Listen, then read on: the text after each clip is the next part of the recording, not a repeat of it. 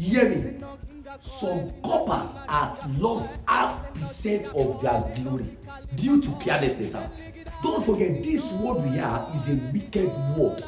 May I tell you, Sama, you need to be extraordinarily careful. But let me pray this prayer for those that are in that category. During your service here, either you've served before or you are still serving now, or you want to serve,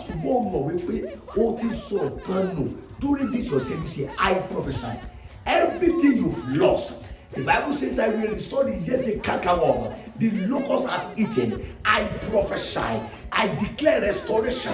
I declare restoration. All that your lost glory, I declare restoration. I declare restoration. I declare restoration.